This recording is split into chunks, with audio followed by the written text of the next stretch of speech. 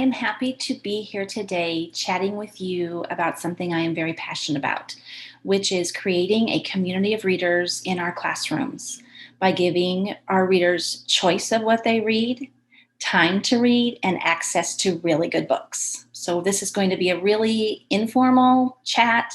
I'm going to share a lot of pictures from my classroom because I know I'm a visual learner and I like to see things in action. I also want to say that most of what I've learned from other people, and I've just gone through trial and error to see what works for me, what works for my students.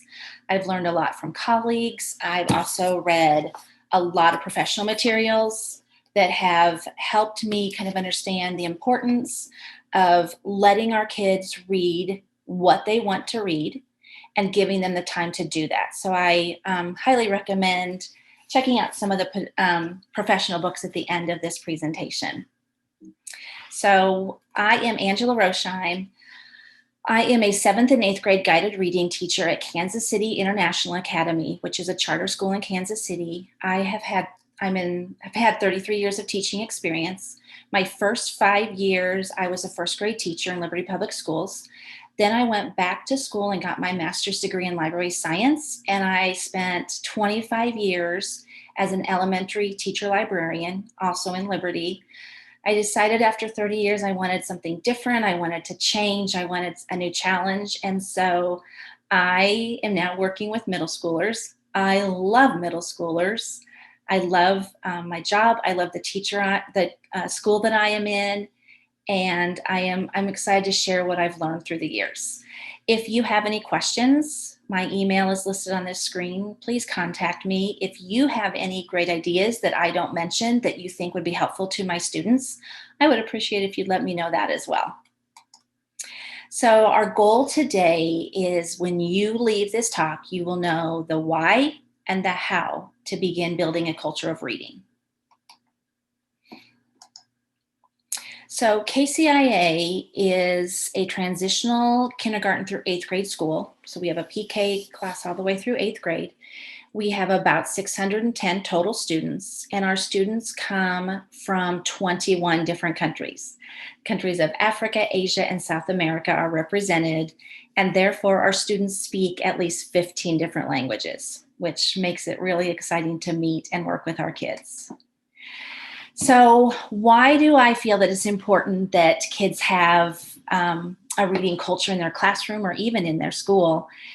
And why do I think that they need to have opportunities to read what they want to read and have time during school? Well, this is my why.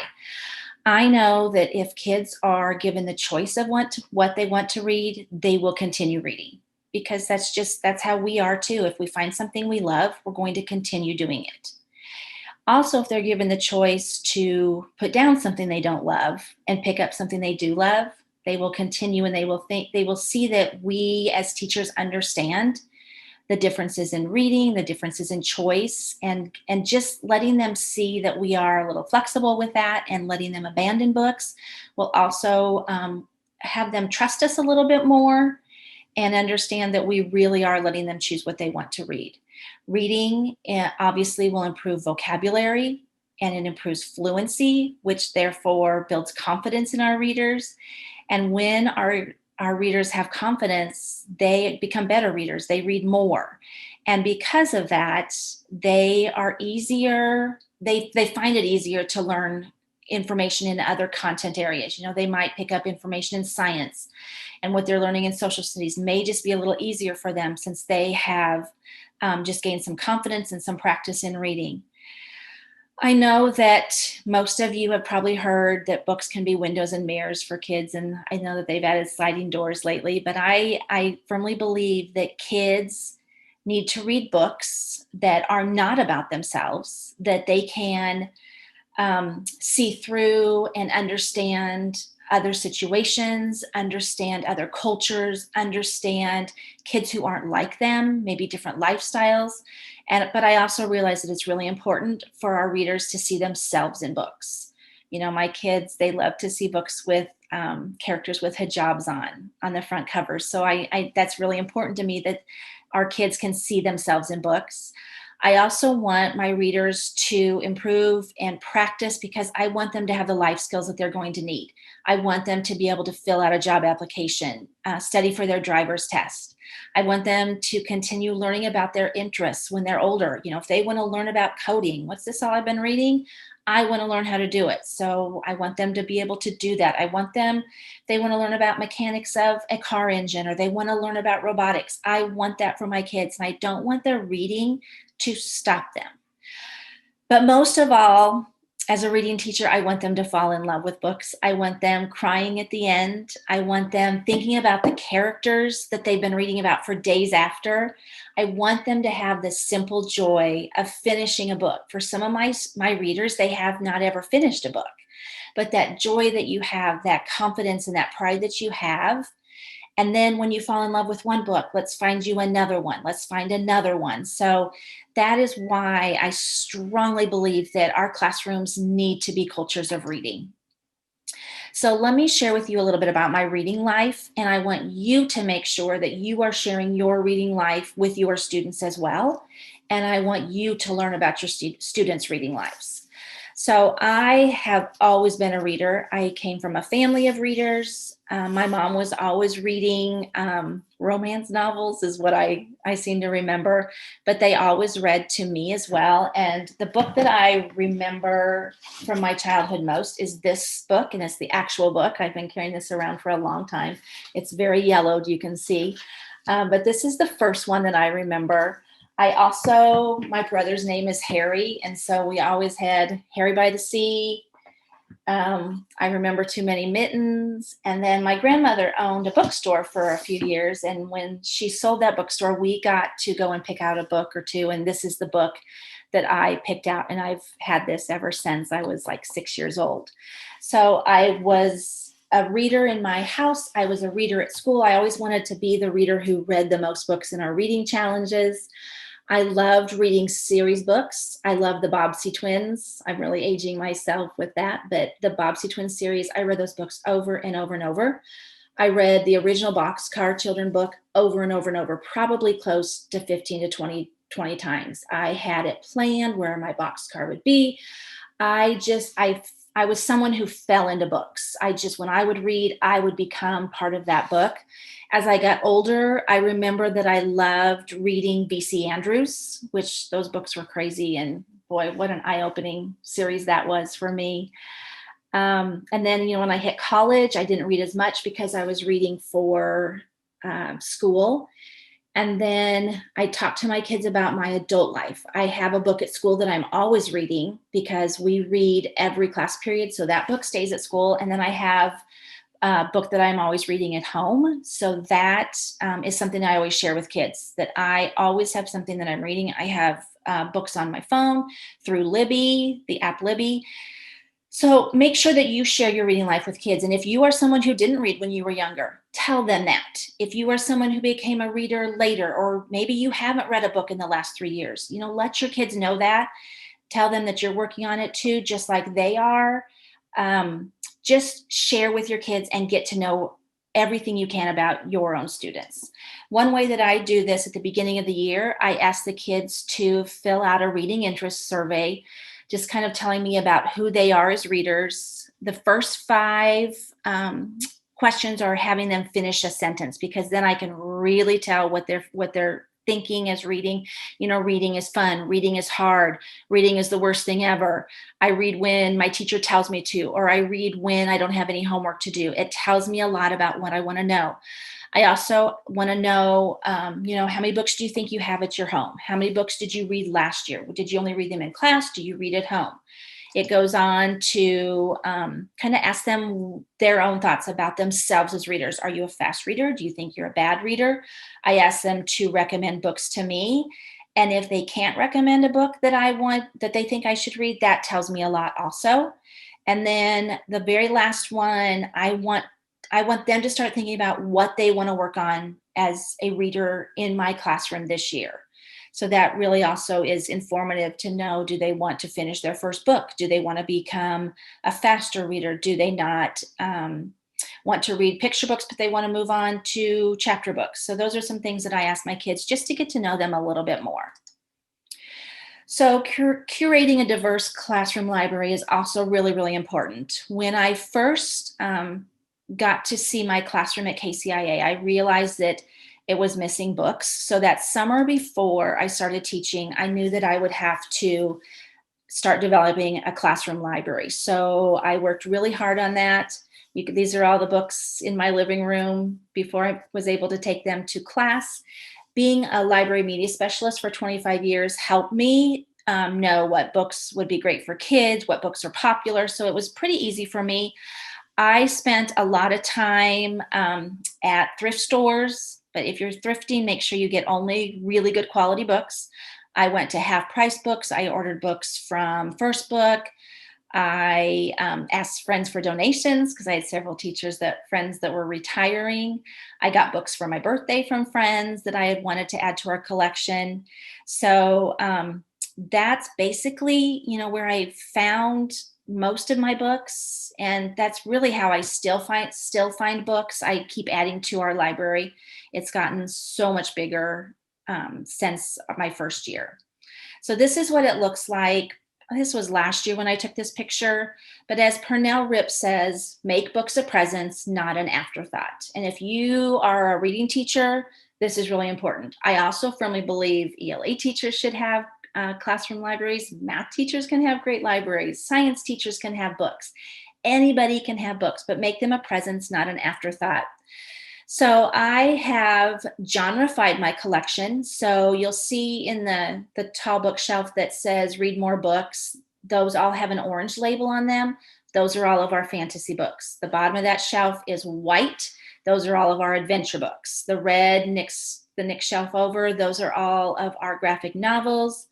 Blue is historical fiction. Yellow is humor. So they just are identified so that students can know what genre they are reading. A lot of times kids will stick with one genre. So this kind of helps them check out some different genres. And I made sure to teach genres those first few years too, so that my students would understand genres. There is no checkout system for our library. Now I did put it, I put it into a program so that my kids know what books are on our shelves, but we do not check them in and out. It's totally on an honor system. I know that I lose books every year. I am totally fine with that. I do believe that I have probably bought 11 to 15 copies of The Hate You Give. And I am fine just to keep buying them, because if kids are taking them home, reading them, sharing them with siblings, sharing with friends, not a problem for me. My kids do take their books back and forth from our classroom and keep them in their lockers or take them home with them. I just don't have enough room to keep everybody's books in the classroom. So they just take it back and forth, but they do bring it to class every single day. This is a couple of other examples. This is an example of the genres and the color tape that go with them. If they are more like a series like Fluffy or Horrible Harry, those are just in the buckets. I do have Magic Tree House as well. One thing that I try to do is I want to make sure that I have a lot of different levels. Because I'm the guided reading teacher, I am working with students who are reading below grade level. And so I could have students that are reading at a first grade level. I could have students working at, fifth or sixth grade. So I need to have books that are available for all levels of my readers. I will tell you, please don't level your library. Let kids read what they want to read. You will figure out if it's too hard. They will figure out if it's too hard. You can have reading conferences with your students to kind of guide them maybe to a similar book, but let them read what they want. And please don't restrict what they read. This is just a stack of new books that I acquired a couple years ago. I really try to stay up to date with the newest books that are coming out and the books that represent my students. I try to read every single one before I put them out on the shelf. I book talk them. I might use them for a first chapter Friday, which that's been hard for me to keep up with because of time commitment. That's something I really want to work on, is just reading the first chapter of a couple of books each Friday and then letting kids take those if they want to start reading them. My kids love series books, which I love. This iFunny series, I had one particular student who was really, really hard to find a book that he loved, and he loved this series. So you can bet that I went out and I tried to find as many as I could. Ordered some from Scholastic. They also love Amulet. Those are really hard to keep on the shelf. Those are popular books. This is my shelf of Project Lit titles. Project Lit is kind of what would you say? It's like a group of kids that have start from Nashville, Tennessee with a teacher, Dr. Jared Amato. They realized that they wanted more diverse books to read from. And so they've kind of started a, a program where they review books, they give book suggestions, and I really look at Project Lit. I follow their different sites and I look at those topics and those books that they are recommending, and I really make sure that I get those. They tend to have a little bit higher, like, I don't want to say maturity level, but the topics are a little bit, some of them are for more mature readers. They're usually a little bit longer. So I kind of have those on a shelf. So they are all labeled with a yellow dot along with whatever genre they are. There are graphic novels. That's what I love about it. There's a big range of levels. There are graphic novels. There are some novels that I have in novel form, and then they've also been made into a graphic. I have some biographies. It's a really, really good collection of books. So I recommend looking at Project Lit titles to see if they would be good for your students as well. Then one thing I realized, after my first year, I was like, I have all these great books, but my kids don't know where they are. They don't know what books I have. So we started doing some book tastings. This is an example. You'll notice the kids have notebooks in front of them, and they have a page in their reader's notebook that is just books I want to read, where they can keep track of books that sound interesting to them. And again, you can share your collection on First Chapter Fridays. But I put a bunch of books out. I give them a snack, and they just start reading. They might read the first chapter, the first few pages, decide if they like it, put it back, and look at some new ones. So it's just a time to peruse different books. You could do any books on any table. You could divide your tables by genre, put biographies on one, realistic fiction on one, fantasy on one, just whatever you'd like to do, and just let the kids go around and look for books that they find interesting and that they might be interested in. This is also a good way to get kids out of a rut if they're in a reading rut, reading the same things over and over. So next, we're going to talk about creating calm, inviting classroom spaces. And I'm going to start with a little quote, because we all know this, but let's just review it. A classroom atmosphere that promotes reading does not come from furniture and its placement as much as it comes from the teacher's expectation that students will read. So I am fully aware that a beautiful classroom does not make kids learn. But I do know that I want to be in a comfortable, calm classroom all day. I want my kids to be in a comfortable, calm classroom when they come to class. And besides, the fact is, I'm kind of crafty. That's my deal. I paint, I sew, I make things. That's just what I do. And I do know that when I came to KCIA, there had kind of been a turnover in administration, a lot of teachers. There was a turnover in teachers. They were working hard to change curriculum. They were working hard to create a school environment that also was beautiful. They had painted walls. They had quotes put up. They had all the flags that represented our students. They had worked on comfortable seating. So coming from where I had come from, I knew that I wanted to spend my day in a classroom that I felt comfortable in, but you do not have to have a Pinterest-worthy classroom in order to be a good teacher. I realize that, but I know that I wanted my kids to be able to spread out on the floor. I wanted them to be comfortable when they were reading, because where do you read? Do you read it sitting at your table? Do you read sitting at your desk? Most of us spread out in a comfy chair with a blanket or on a couch. So that's something that I wanted for my kids. So I will show you some pictures of my classroom. So you'll notice that there are quite a few seating areas just in this picture. I have the crate chairs, and those actually came from my library where I worked before. I had made those along with my husband's help. The kids love those because they can move them around. They can make them into couches. They can group them. I have the pillows that are up under the clock. Those came from IKEA, really easy to use, really easy to move around, restack. The checkerboard table, my husband and I were driving down the road one day. I saw it, I made him stop, and we threw it in the car, and I painted it with that checkerboard. And the kids love to sit on it as a bench. They'll use it as a table. They'll use it, like they'll sit on the floor. They'll sit with partners. So it's just, it lets them get out of the regular chair and just get comfortable. This is my back reading corner. The chair, the cream chair was one that my daughter no longer wanted. I have some pillows from IKEA, and I make sure that when I buy pillows that the covers will come off so that I can clean them and wash them. There are also the pillow, or the soft thing under the window is actually a dog bed. And I love using dog beds because they're big, and kids, like, sometimes their entire bodies will fit on them.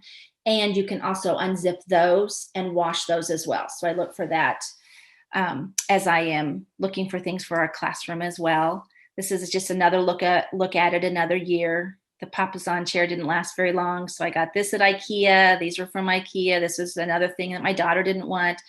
These are the dog bed pillows, which the kids love. So it's really easy to clean up as well. So that's one look. And then I also wanted, this is something I added this year, and the kids have never seen it because we are totally distance learning, but I wanted the kids to see their favorite books that they absolutely love, and I wanted to have them see the authors that created them. These authors look just like my students, and I wanted them to realize that. I just think that's really important, that they see the people that they are reading books from look like them. Then let's talk about being a reading role model, because if you are a reading teacher, you need to be a role model.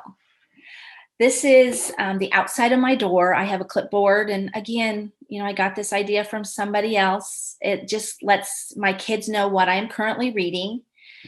It's really a good way to start conversations, even with kids who aren't in my class. They'll say, "Oh, I've read that," or somebody will come by and say, "Is this good?" It just gives kids the understanding that I love reading. They just know that I advertise my love of reading. It allows kids who aren't in my classroom, who say, "Is this good?" I say yes, or they'll say, "Can I check it out?" I'm like, "Sure, come on in." So just that importance of seeing reading everywhere helps develop that culture of reading. So I know that we need to be well-read teachers. We need to model reading. When my kids are reading, I am reading.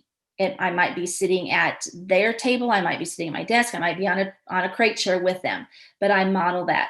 I talk about my books a lot. I talk about what I'm reading. I will say, when our 10 to 15 minutes of reading is up, I'll say, "Oh, you guys, I want to read just a little bit longer." And I tell them what part I am in the book and what's happening. I just think they need to know the excitement around it. And I read aloud to my students. I read picture books to my kids. I use chapter books, and I'll read a certain part. Maybe we're working on mental images. I will read I'll use an example from a book, a little excerpt from a book. And then when they hear that, they're like, "Oh, I think I want to read the rest of that." And so then that book gets turned into somebody else. And then I'll use another book for another class to do mental images. And then someone takes that book. You just always need to be promoting books.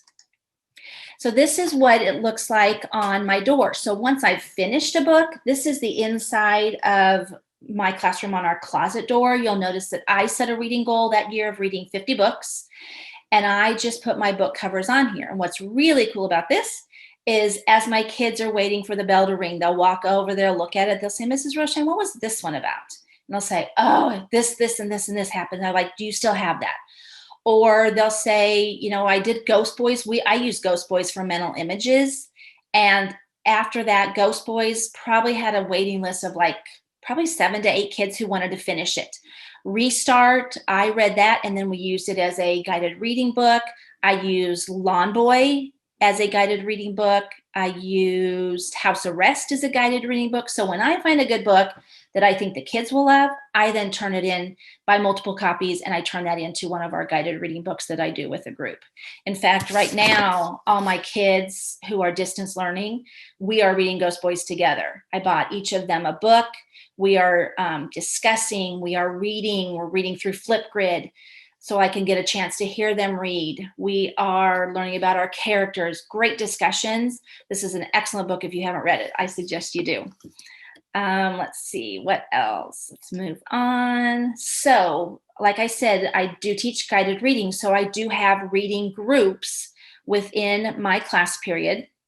And I try really, really hard to get current literature. I want my kids to have the best books they possibly can. I try not to use the contrived reading series books. I also try really hard to give them choice. If I have a couple of books at their level, I'll say, would you like to read this? Would you like to read this one? We'll pass them out. We'll read the back covers. We'll talk about them with the characters, what happens. I'll do a little book talk. And then they can decide as a group which one they want to read. If they want to read one that nobody else does, I just give them a copy of the one they chose that nobody else wanted to read, and then that's their choice reading book. I try really hard to stay up to date. These are the books. These are in a back room. These are my guided reading books that I use with kids. I try hard, like I said, to up to date new books.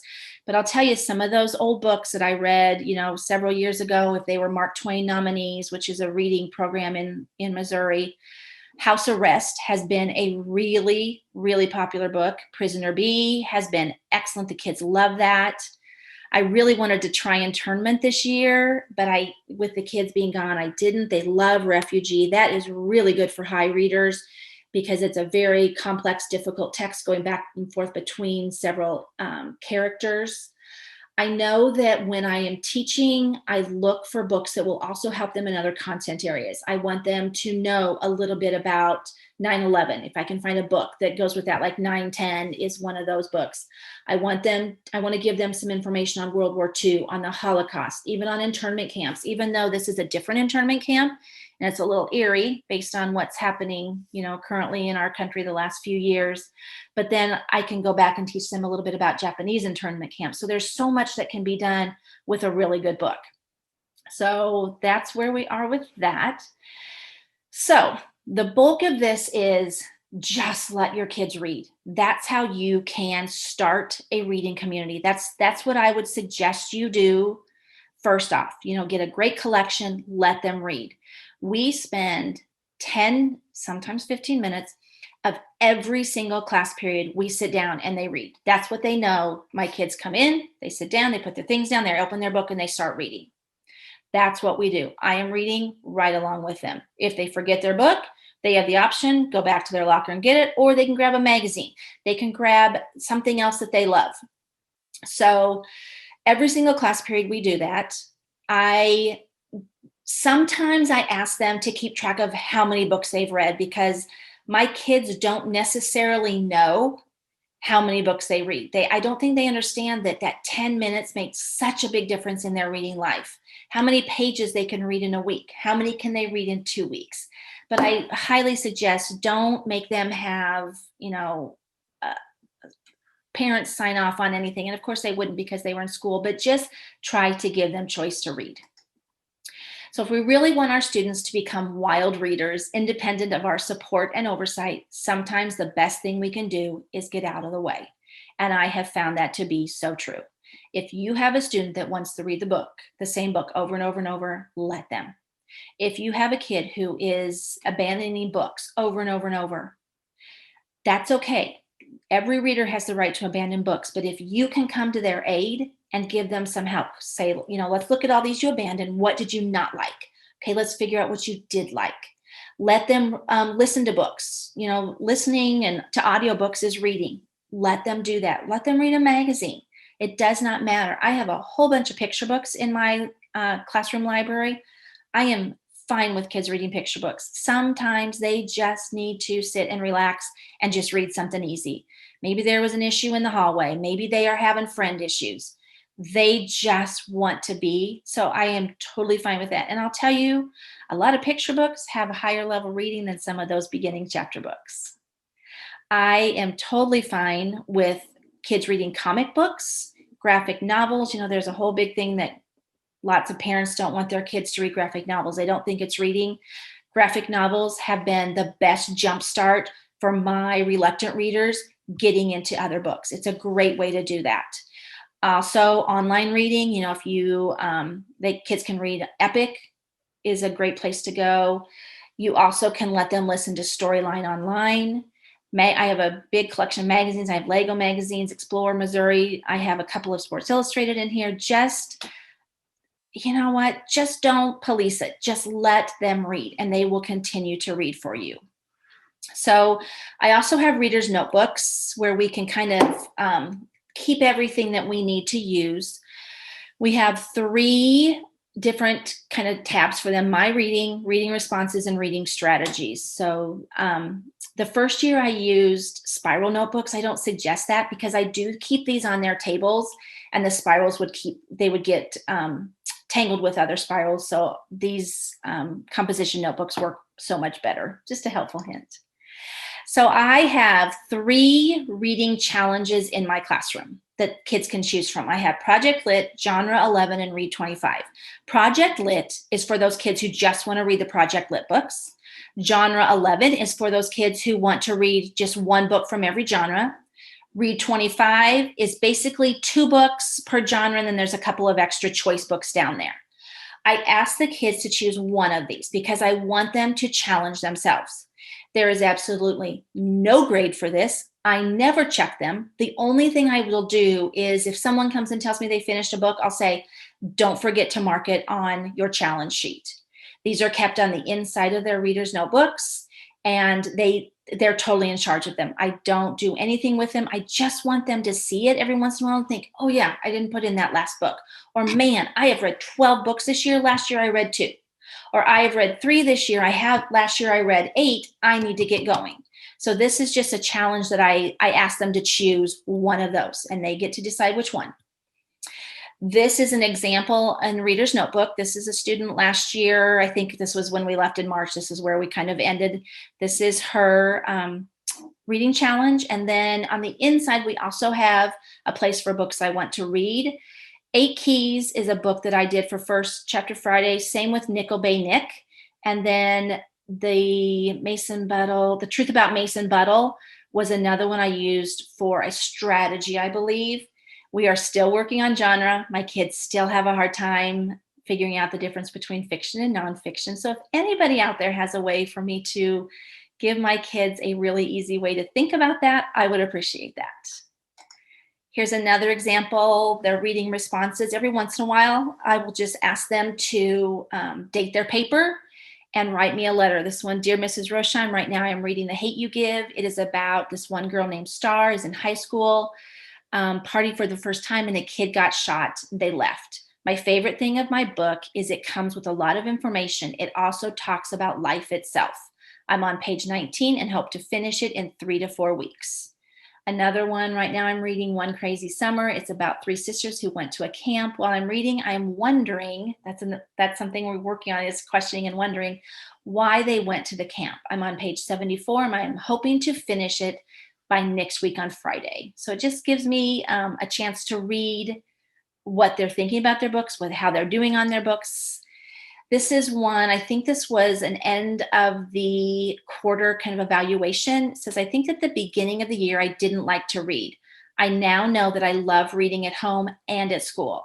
I have learned that when I read chapter books or books without pictures, I have mental images. I have also learned that I read a bit faster than at the beginning of the year. At the beginning of the year, I wrote that I like reading books by the cover. But now I don't judge a book by its cover because I have read books that have boring covers but great stories. One thing I tell the kids is I do judge books by covers. That's just one thing I tell them. And so I think that was important for that person to tell me that. So as we're ending, these are some resources that I put together. These are some knowledgeable reading educators who I really, really admire for their tenacity and their drive for getting kids to read for choice. Pernell Rip is amazing. She is the author of Passionate Readers and a couple of other books.